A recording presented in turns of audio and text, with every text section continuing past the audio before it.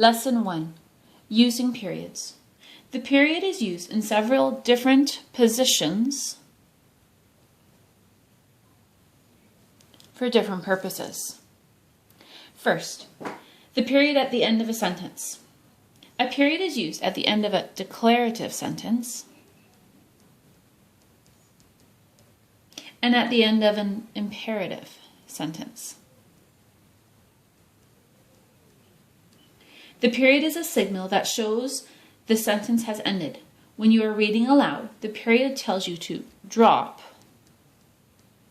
your voice. For example, Navajo Aboriginals built homes called hogans. Describe a teepee. Use a period at the end of declarative sentences and at the end of most imperative sentences. The period after an initial. An initial is the first letter of a name, followed by a period. It is used to stand for that name.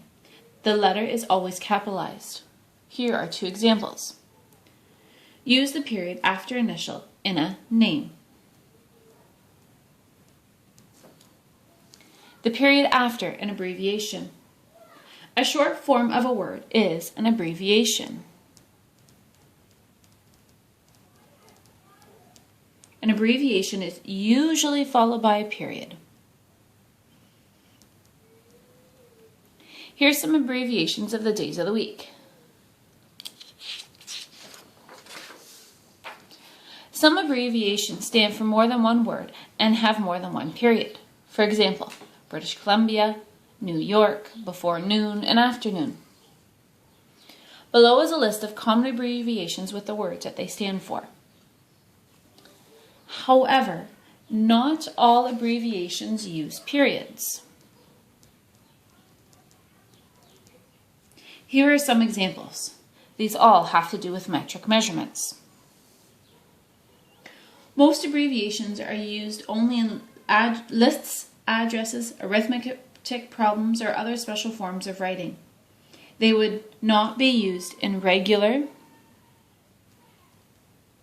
sentences. For example, on an application form or on an envelope, you may write the address this way.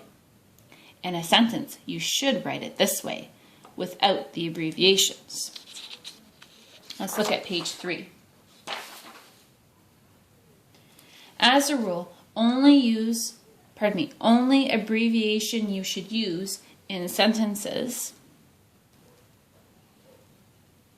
are titles with names AM and PM, or BCE, BC, and CE, AD. The period after each number or letter in an outline.